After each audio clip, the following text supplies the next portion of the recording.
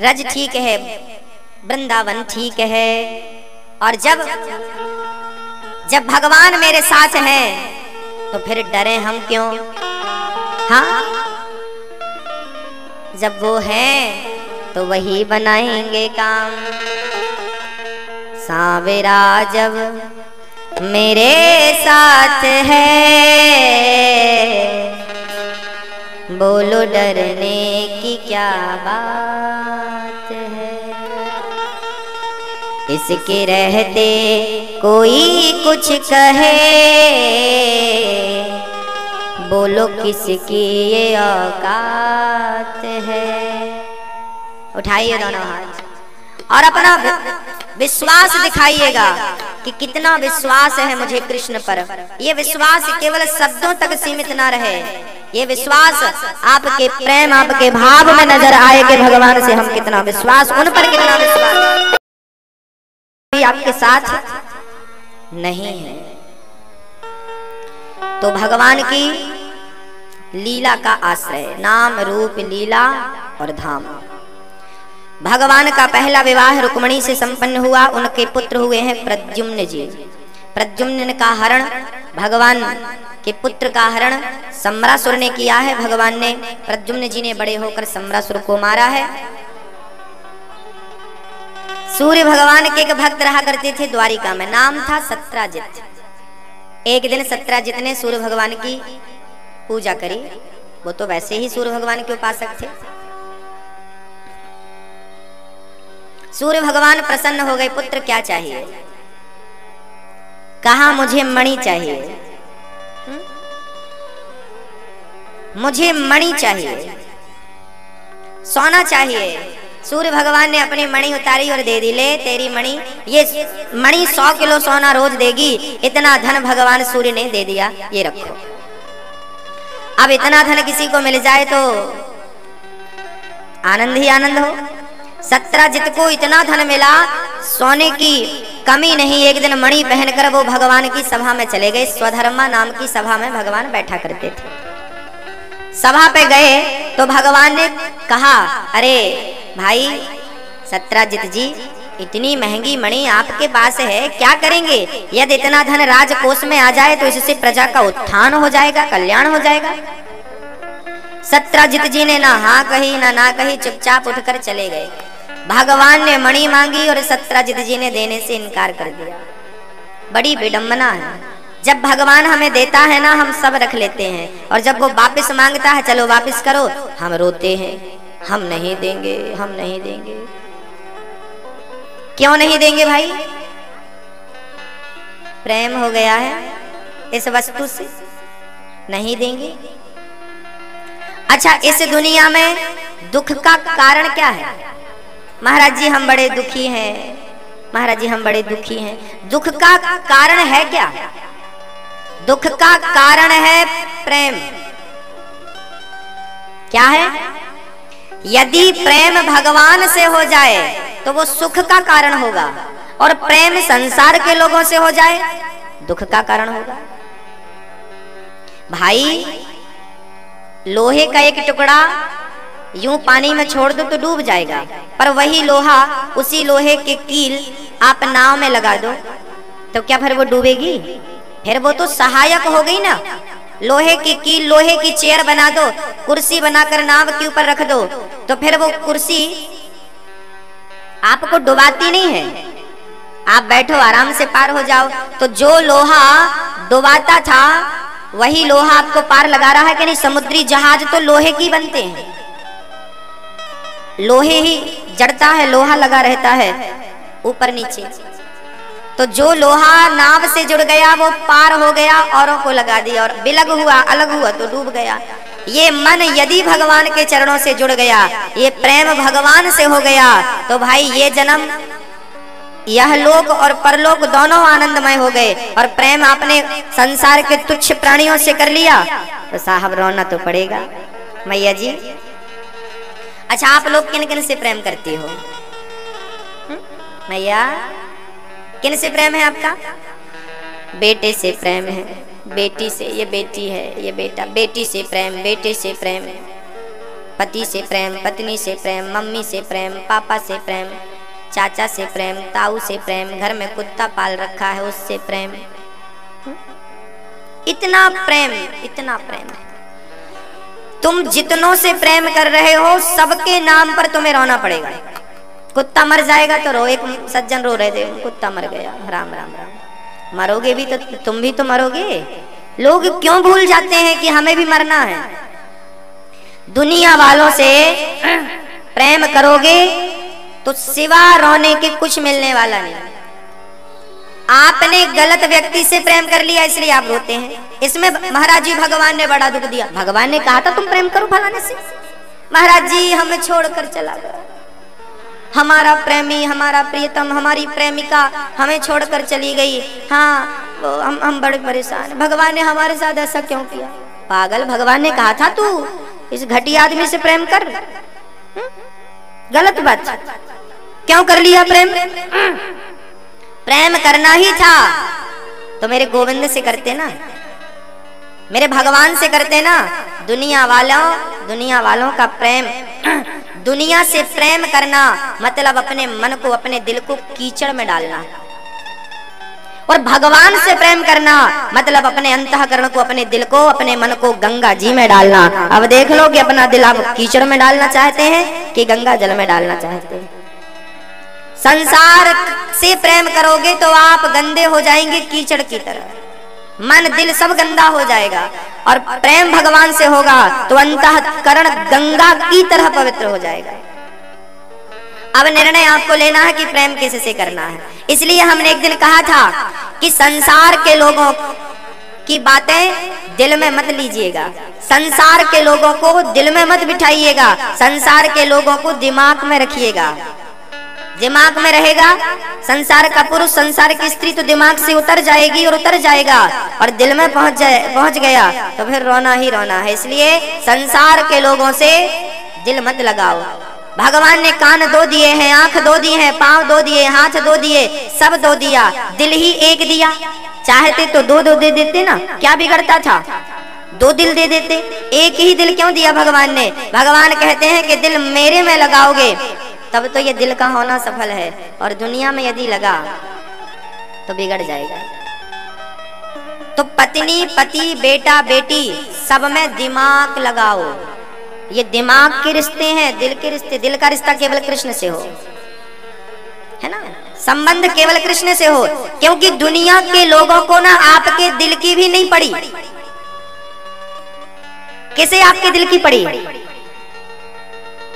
एक सज्जन कह रहे थे दिल मेरा तोड़ दिया उसने, बुरा क्यों मानूं? टूटा है क्या? तो कांच का टुकड़ा था कि टूट गया? दुनिया वालों से प्रेम करोगे तो ऐसी होगा। आपने गलत व्यक्ति से प्रेम किया है, ये पूरी 100% आपकी गलती है। बेटे से प्रेम है, बेटी से प्रेम है, पत्नी से प्रेम है, पति से प्रेम है, फलाने से प्रेम है, सोना चांदी से प्रेम है, शरीर से प्रेम है। महाराज जी हम मोटे हो गए, क्यों? पतले थे तो अच्छे थे, अच्छे लगते थे, मोटे दिखने लगे। शरीर से प्रेम करते हो, वो शरीर जो एक दिन आप देखते रह जाओगे और ये जल जाएगा, ये शरीर की चमड़ी ना मोमबत्ती की तरह पिघल जाएगी। आप देखते रहना। मैंने कितनों को जलते देखा इन आंखों से, आपने कभी देखा कि नहीं? हाँ, शमशान जाया करो, मुर्दों को जलते देखा करो। वैराग तुम्हें भी एक दिन ऐसी जलना है, ये भी दिमाग में रखा करो। ऐसी मर जाओगे, जल जाओगे, हाय हाय कर लो, लड़ लो, मर लो, एक एक इंच जमीन के लिए मर जाओ। भूल मत जाना कि तुम्हें भी ऐसी लकड़ियों में जल जाना। ये शरीर जिसका बड़ा अहंकार था ना, नामी आदमी हूँ, हाँ, पैसे वाला हूँ, जानता नहीं है, जानता हूँ, मुट्ठी भर राख है, तेरी औकात क्या है मुझे पता है। मरेगा इतने से घड़े में तेरी राख लेकर लोग घूमेंगे, गंगा जी ढूंढेंगे, गंगा जी मिल जाती तो राख डाल देते। सबकी हालत यही है, आपकी और मेरी भी अस्थियां एक दिन छोटे से घड़े में कैद होंगी। आपकी अस्थियां भी छोटे से घड़े में कैद होंगी और बच्चे गंगा जी ढूंढ रहे होंगे, कहां गंगा जी है, डाल देता। प्रेम क्यों करते हैं दुनिया वालों से? क्या गोविंद कम पड़ गए? क्या भगवान कम है? कि वो आपके प्रेम को समझते नहीं, कि वो रिस्पॉन्स नहीं देते। पागल तो नहीं है ना कृष्ण के वो तुम उनसे प्रेम करो और वो तुमसे ना करे। हाँ भक्तों, प्रेम करने योग्य केवल कृष्ण है, प्यार करने योग्य केवल नारायण है, प्यार करने योग्य राधा जी के चरण हैं, केवल उनके चरणों से। प्यार करने योग्य मीरा है, मीरा से प्रेम करो। प्यार करने योग्य नरसिंह मेहता है, प्यार करने योग्य सूरदास जी हैं, प्यार करने योग्य तुलसीदास हैं। संतों से प्यार करिए, ऐसे संतों से प्यार बनेगा तो आपके हृदय में भी उन जैसी भक्ति प्रकट होगी। और जिस दिन उन जैसी भक्ति प्रकट हो गई तो उन तक पहुंच पाना कौन सी बड़ी बात है, कौन सी मुश्किल बात है, क्या संभव है।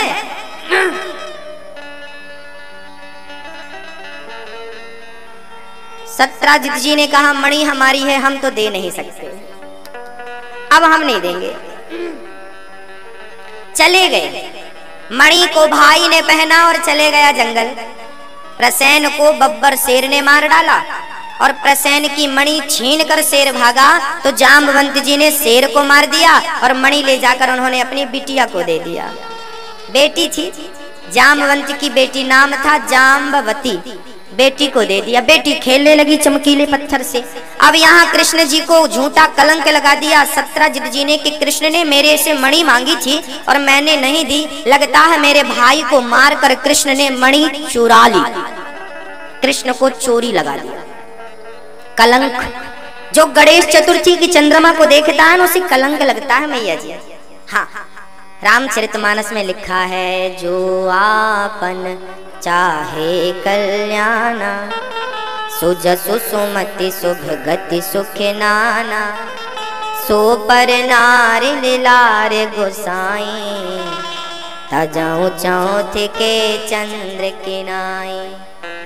जो स्त्री और जो पुरुष अपना कल्याण चाहता है, जैसे गणेश चतुर्थी की चंद्रमा को त्याग देते हैं, ऐसे पर नारी और पर पुरुष को त्याग देना चाहिए।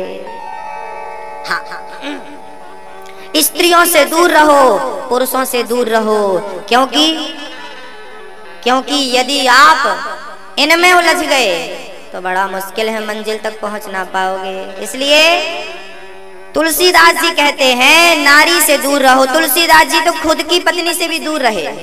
अच्छा, तुलसीदास जी ना बहुत प्यार करते थे अपनी पत्नी से, शायद आज का पति इतना नहीं करता होगा। आपके पति करते कि नहीं प्यार आपसे? ओ मैया जी,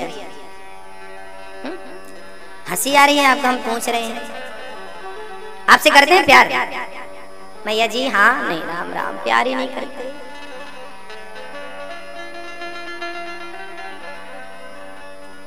एक मैया जी बोली, महाराज जी हमारे हस्बैंड हमको प्यार नहीं करते। हमने कहा कन्हैया तुमसे प्यार करते हैं, जो तुमसे प्यार नहीं करता तुम क्यों उससे प्यार करना चाहते हो? जो तुमसे प्यार करना चाहता उससे कर लो ना। कन्हैया सबसे प्यार करना चाहता है, उससे प्यार कर लो।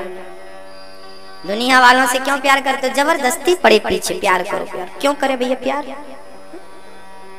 कन्हैया से नहीं करेंगे प्यार। इसलिए आप स्त्री को चाहिए पुरुष को ना देखे, पुरुष को चाहिए स्त्री को ना देखे। महाराज जी देखे ना, अरे भाई जाते हैं बाजार तो भाई देखना तो हो जाता है, स्त्री भी दिख जाती है, पुरुष भी तो पट्टी बांध लें। हमने कहा पट्टी मत बांधो, अपना दृष्टिकोण बदल डालो, देखने का नजरिया बदल दो। कैसे देखे महाराज जी? हमने कहा स्त्रियों को देखो, पर कैसे? आप अपनी माँ को देखते हो ऐसे। स्त्रियों को देखो कैसे? अपनी बहन को देखते हो ऐसे। आप अपनी इन स्त्रियों को देखो कैसे? बोले अपनी बेटी को देखते हो जैसे। बड़ी है तो माँ है, बराबर की है, बहन है, छोटी है, मेरी पुत्री है। पुरुष बड़ा है, पिता है, बराबर का है, भाई है, छोटा है, बेटा। देखो कहाँ गलत है, देखो ना, खूब देखो। लेकिन गलत निगाहों से देखोगे तो सब गलत होगा। जब हमारा हृदय गलत नहीं है, हमारे भाव गलत नहीं है, तो गलत क्या हो सकता है? क्योंकि समय, लोग कहते हैं महाराज जी समय बहुत खराब चल रहा है, समय गलत चल रहा है। समय गलत नहीं है, देखने का नजरिया गलत है। हाँ, जब तक आप अपने दृष्टिकोण को नहीं बदलेंगे तब तक सृष्टि बदल ही नहीं सकती, क्योंकि दृष्टि से ही सृष्टि बदलती है। आपकी निगाहें अच्छी हो, आपका भाव अच्छा हो तो क्या बुरी बात है। देखो ना, देखना बुरा नहीं है, ताकना बुरा है। एक लड़की हमसे बोली, गुरुजी वो लड़का हमें बार बार देख रहा है। हमने कहा तुम्हें कैसे पता कि वो तुम्हें देख रहा है? इसका अर्थ है तुम भी देख रही हो। भाई आपको कैसे पता कि कोई आपको देख रहा है? महाराज जी गुरुजी हमें वो बार बार देख रहा, परेशान कर रहा है। देखने देना उसको, तू क्यों देखती है? सामने वाला कैसा है ये महत्वपूर्ण नहीं है ना। हम कैसे हैं, हमारा नजरिया कैसा है, हम किस रूप और किस भाव में देख रहे हैं,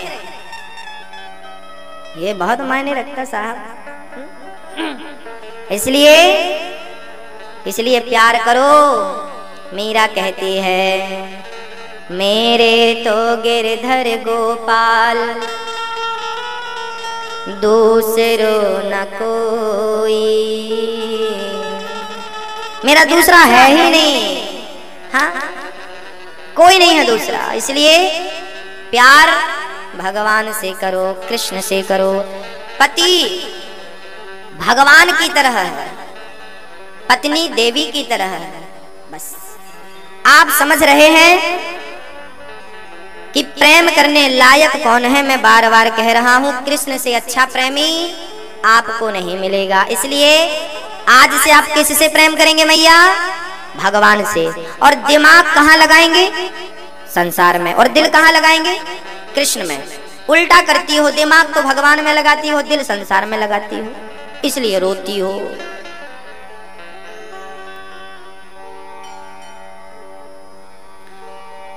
भगवान श्री कृष्ण को कलंक लगा क्योंकि भगवान ने गणेश चतुर्थी की चंद्रमा को देखा था। एक बार गणेश जी ने चंद्रमा को श्राप दे दिया, तुम्हें जो देखेगा कलंकित हो जाएगा। गणेश जी जा रहे थे चूहे पर बैठकर मीटिंग में, तभी चढ़ाई आई, चूहा चढ़ा तो गणेश जी लुढ़क गए। गणेश जी लुढ़के तो हंसने लगे चंद्रमा, हा हा हा हा, गणेश जी लुढ़क गए। गणेश जी हाँ श्राप दे दिए। मूर्ख सहयोग नहीं करता, उठाता नहीं, हंसता है, जाओ श्राप देता हूँ, तुम आज से तुम्हें जो देखेगा कलंकित हो जाएगा। चरणों में गिर पड़े, महाराज क्षमा करो। तब गणेश जी बोले जाओ क्षमा किया, लेकिन गणेश चतुर्थी के दिन जो देखेगा उसे कलंक लगेगा। और वो व्यक्ति यदि भगवान कृष्ण के दूसरे और तीसरे विवाह की कथा सुन ले तो वो इस कलंक से सदा सदा के लिए मुक्त हो जाएगा। इसलिए भागवत सुनने से ना जीवन में जो छोटे मोटे अपराध हो जाते हैं उन अपराधों से भगवान सदा सदा के लिए मुक्त कर देते हैं कथा सुनने वाले भक्तों को। इसलिए हमें कथाएं नित्य सुननी चाहिए। भाई पाप हमसे रोज होते हैं कि नहीं? अपराध हमसे रोज होते हैं कि नहीं? तो फिर कथाएं भी रोज सुनो ना। हमें पढ़ाया गया था जब छोटे थे, तो पढ़ाया गया था का, खा, गा और घा। इसका अर्थ अब समझ में आया। का, खा, गा, घा। आपने पढ़ा भैया जी? नहीं। का मतलब कृष्ण का भजन कर। का मीन्स क्या? का मतलब कृष्ण का भजन कर, और फिर भजन करके फिर का, खा, भजन कर, कीर्तन कर, कथा सुन, फिर खा। पहले ही मत खा, बिस्तर पे चाय मत पी, बिस्किट मत खा, राक्षस। आजकल के पुरुषों को ना बिस्तर पे रात भर सोए सवेरे उठे चाय के संग पत्नी बिस्किट भी खिसका देती है। बिस्किट चाय बिना मंजन बिना ब्रश, राम राम राम राम राम। हमारे घर में हमारे गांव में तो ऐसा आदमी चला जाए तो उसको देखना पसंद नहीं करे कोई, इतना निकृष्ट आदमी है। बताओ, बिना मंजन किए बिना ब्रश किए खा लिया सवेरे से लो। ऐसा होता कि नहीं यहाँ पे मैया जी? तो का मतलब कृष्ण का भजन कर, और भजन करके खा, और खा के सो मत जा। खा के बाद क्या है? गा, राम का नाम गा। चल खा लिया, अब जरा राम राम बोल, पचेगा। ठीक ठीक, राम राम सीताराम बोल बोल बोल। और तूने ऐसा किया तो घा, फिर तू अपने घर को पहुंच जाएगा जिस घर से निकला था, जिस घर की खोज में आज तक है, अपने असली घर को, अपने असली मुकाम को पहुंच जाएगा यदि ये चीजें जीवन में समझ में आ गई तो। हाँ मैया जी, तो का, खा, गा और घा, इससे आगे का हमको नहीं आता। पहले इतना हम उतार लें अपने जीवन में, फिर इससे आगे का सीख लेंगे। सीख बहुत लिया, उतरा कुछ नहीं, तो भी रटने से क्या अर्थ, रट्टू तोता। हाँ, हम तो 1 2 3 4, इससे आगे 5 कल याद करेंगे, पहले 4 तक समझ लें। पहले वो उतर जाए, पहले इतना आ जाए, काखा गाघा हम समझ लें, इस पर चलने लगे, इस मार्ग पर इसे फॉलो करने लगे, इसके बाद फिर हम घा के आगे बढ़ेंगे। हाँ, तो भगवान श्री कृष्ण को कलंक लगा, क्योंकि उन्होंने गणेश चतुर्थी की चंद्रमा को देखा, और भगवान आज कलंक दूर करने के लिए जा रहे हैं। भगवान चले, जंगल में प्रसेन मरा पड़ा था, अरे ये तो मरा पड़ा।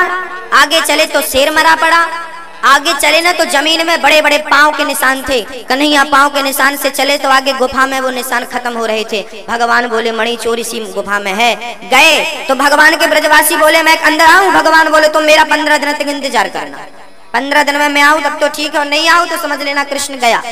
और भगवान जामवंत जी से युद्ध करने चले। देखा है कन्या मणि के संग खेल रही थी, कन्हैया बोले देवी मणि लाओ, इस मणि के चक्कर में हमें लोग क्या क्या कह रहे हैं। कूद पड़े जामवंत जी, भाई हमसे युद्ध करो। भगवान बोले आओ फिर, और जो जामवंत कृष्ण जी का युद्ध हुआ 27 दिन तक युद्ध चला। कभी जामवंत जी भारी पड़ रहे हैं, कभी कन्हैया जी भारी पड़ रहे हैं, और 28वें दिन तो भगवान इतनी पिटाई करी जबरदस्त कि जामवंत जी की नस नस ढीली पड़ गई, चरणों में गिर पड़े, सरकार क्षमा करो मैं पहचान गया तुम भगवान हो। भगवान बोले चलो देर सवेर पहचाने तो। हाँ, अब एक काम करो, ये मणि तुरंत दो, मैं वापिस जाऊं। प्रभु मैं मणि नहीं दे सकता आपको, क्योंकि मणि मैंने बेटी को दान कर दिया है, अब मैं दे नहीं सकता। हाँ, भगवान ने कहा तो एक काम करो, फिर मणि कैसे मिलेगी। तो जामवंत जी बोले मेरी बेटी को आप रख लो, विवाह कर लो, और फिर मणि उससे ले लेना, फिर वो हम दहेज में दे देंगे। लड़की का धन फिर उसके पति का हो जाता है, ले जाओ। भगवान बोले राम राम राम, मणि के चक्कर में दूसरी पत्नी मिल गई। आओ फिर कर लेते हैं विवाह, तैयार हो, हमारा हो चुका रुक्मणी से। हाँ हम तैयार हैं, वो तो मुंह फाड़े बैठी है, कौन मना करेगा। कृष्ण जैसे पति मिले और कोई मना करे तो वो अभागी होगी। ना ना हम कर लेंगे, आओ विवाह। भगवान तुरंत लेके गए, सत्यजीत जी को मणि दी, भैया तुम्हारी मणि के चक्कर में हमारी घरवाली एक और बढ़ गई। अब वो डांटेगी कि कहाँ से आ गई, समझाएंगे अब क्या। अब सत्यजीत जी को मणि मिली तो पड़ोसी ताने मारने लगे, देखो भगवान को चोरी लगाई, वो मणि तो कोई और ले गया था। तब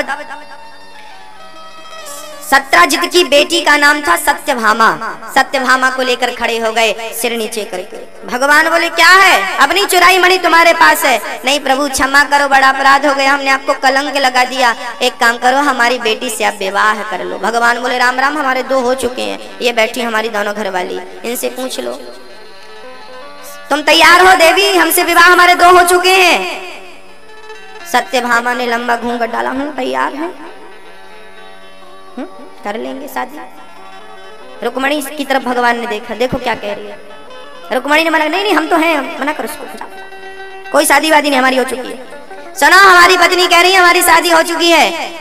चरणों में गिर पड़े, महाराज कहाँ जाएगी बेटिया, कोई अब विवाह करने वाला नहीं, आपसे द्रोह कर लिया मैंने, आपको कलंक लगा दिया। भगवान बोले फिर ले आओ। तीसरा विवाह भगवान ने सत्यभामा से कर लिया। एक दिन अर्जुन के साथ भगवान यहीं दिल्ली में सैर कर रहे थे, यमुना के किनारे किनारे। आगे गए तो एक काली सी सांवली सी लड़की बैठी थी, हाँ, और ध्यान मग्न थी। अर्जुन बोले देवी कौन हो। मैं यमुना हूँ, सूर्य की बेटी, यमराज की बहन। अर्जुन भागे, यमराज की बहन है तो भाई भी होगा। दौड़े भागे, प्रभु सुनो, वो यमराज खड़े सामने। कहाँ भगवान आए, कन्या देवी कौन हो।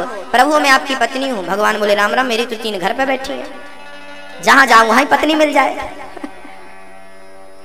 ये कथाएं सुन सुन के ना पुरुषों के लार टपकने लगती है। भाई हमारे क्यों नहीं हो रहे इतने विवाह।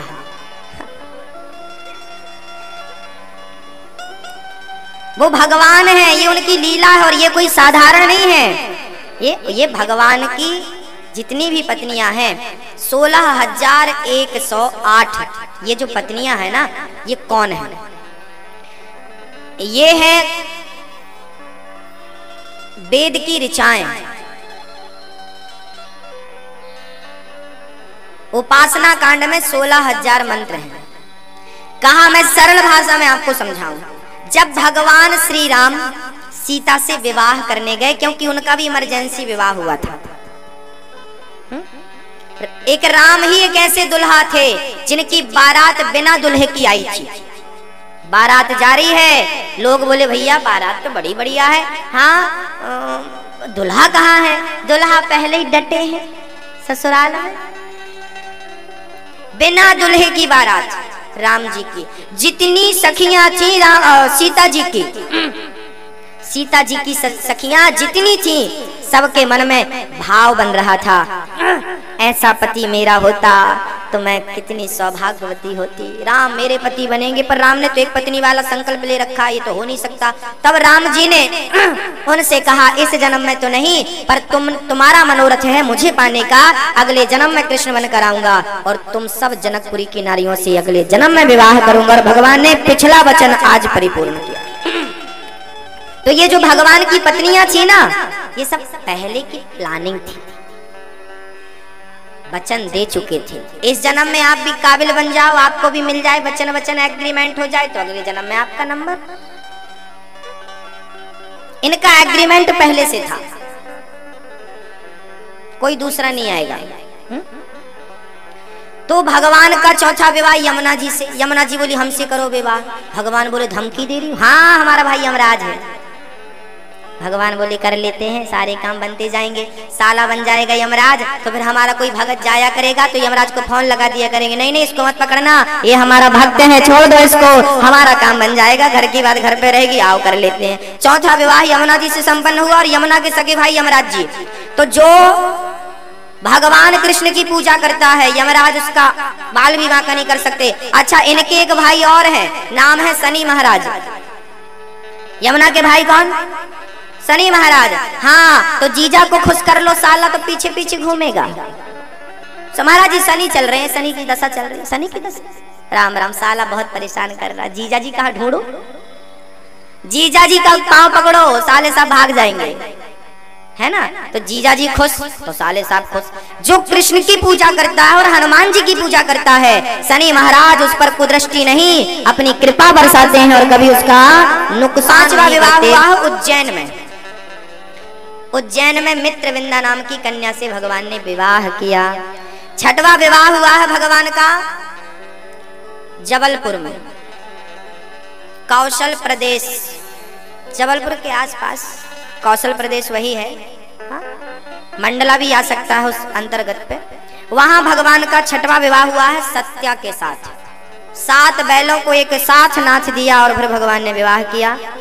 भगवान का छठवा विवाह सत्या से। 7वां विवाह भगवान का हुआ है कैकई मैया जहां की थी ना, वहीं भगवान का विवाह हुआ है भद्रा से। और 8वां विवाह हुआ है भगवान का मध्य प्रदेश में, एक राजा थे, उनकी बेटी थी लक्ष्मणा। लक्ष्मणा के संग भगवान का 8वां विवाह संपन्न हुआ। यह द्वारिकाधीश के 8 विवाह संपन्न। भौमासुर नाम का एक दुष्ट था, उसने 16,100 कन्याओं को बंदी बनाया था और सोचा था 20,000 कन्याएं हो जाएंगी तो मैं सबके साथ विवाह करूंगा। भगवान को पता चला, भगवान दौड़ पड़े और भौमासुर को भगवान ने युद्ध में परास्त कर दिया। और भगवान ने जब धूल चटाई, कन्याओं को जेल से मुक्त किया। चलो चलो चलो चलो जाओ, किराया खर्चा लो और जाओ अपने अपने घर। कन्याएं हाथ जोड़ के खड़ी हो गई, भगवान हमें किराया खर्चा नहीं चाहिए, तुम चुटकी भर सिंदूर उठाओ और हमारी मांग में डाल दो। भगवान बोले क्या कह रही हो, 2-4 होती तो सोच भी लेते, पूरी बाजार है। 16,000 कोई कम होती है? 16,100 एक तो संभलती नहीं आज के आदमी से, और भगवान ने इतनी सारी संभाल रखी थी। इसलिए तो वो भगवान है, जो इतनी पत्नियों को संभाल ले वही भगवान बन जाता है। हाँ। भगवान एक सज्जन हमसे बोले, जब से हुई है शादी आंसू बहा रहा हूँ। क्यों भैया? बोले मुसीबत गले पड़ी है उसको निभा रहा। ये पत्नियां मुसीबत छोड़ी हैं, पुरुष कुछ भी बोलते हैं, हाँ? अरे पत्नियां मुसीबत नहीं है, पत्नियां तो किला है, किला। पहले ना बड़े बड़े राजा महाराजा किला पे रहते थे। वहां से ना मैं किला पे गया, मैं झांसी भी गया, झांसी की रानी के किला को भी मैंने जाकर देखा। बहुत सारे किले देखे हैं, याद नहीं है, कुछ कुछ याद है। काशी के पास भी एक किला है, अभी मैं वहां गया और दर्शन किया। किला पे हमने देखा तो वहां पर ना छोटा सा छेद था, वहां से आप मार सकते थे दुश्मन को, पर दुश्मन आप पर अटैक नहीं कर सकता था। ये किला ऐसे बनाए जाते थे कि आप तो अटैक कर सकते हैं, पर आप पर कोई फेंके ना बम बारूद कुछ भी, वो आपको नहीं लगेगा, वो दीवार छेड़ लेती थी। आप वार तो कर सकते हैं, आप पर वार कोई नहीं कर सकता, मतलब सुरक्षित है। पत्नी का अर्थ है किला। जैसे आप किले के भीतर सुरक्षित हैं, ऐसे पत्नी के साथ आप सुरक्षित हैं। काम वासना कभी आपको परेशान नहीं करेगी। यदि आप अपनी पत्नी के साथ प्रेम से हैं तो फिर दुनिया के मोह मंत्र, दुनिया के जाल आप पर काम नहीं करने वाले। क्योंकि हमारी माताएं, बहुत सारी स्त्रियां, एक स्त्री ही दूसरी स्त्री का घर बिगाड़ देती है। मैया जी, एक स्त्री हमारे पास आई, रोने लगी, महाराज जी हम तो बर्बाद हो गए। क्यों बर्बाद हो गई? बोले हमारे पति का पड़ोसन के साथ चक्कर है। इसमें हंसने की क्या बात नहीं है क्या? बहुत सारी माताएं दुखी हैं, बेचारी रो रही हैं। हाँ, हमारा घर उजाड़ दिया, हमारा घर बर्बाद कर। किसने बर्बाद कर दिया? पड़ोसन ने, सहेली ने, जानने वाली ने। गैर की तो छोड़ो। एक बहन मेरे पास आई, महाराज जी बेटा है ना, मैं खिला पाती हूँ ना इसे पढ़ा पाती हूँ। मेरा पति ये पहले मेरे घर आया करती थी, मैं तो इसे बहन मानती थी, कोई भाव गलत नहीं था, और ये पता नहीं क्या हुआ, मेरे पति को इसने अपने वश में कर लिया। अब मेरा पति पूरा पैसा इसे देता है, इसके साथ रहता, और मैं बर्बाद हो गई। आजकल ना बड़े बड़े षड्यंत्र चल रहे हैं। आज तो स्त्रियां, आप तो मेरी माँ सरस्वती हो, आप तो लक्ष्मी हो, आप तो अनुसुईया हो, लेकिन बहुत सारी स्त्रियां ना पुरुषों को फंसा रही हैं। ये धंधा चल रहा है आजकल, मैं आपको बता दूं। ये पहले तो सीधा साधा सिंपल था, आज धंधा चल रहा है। बड़ा पैसा वाला दिख गया तो स्त्री बोली हाँ उनके धंधे चल रहे हैं, हाँ इसको फंसाना, मुर्गे को फंसाना। फंसा लिया, कैसे भी करके फंसा लिया। और पुरुष बेचारा फंस गया। पुरुष को बेचारा तो नहीं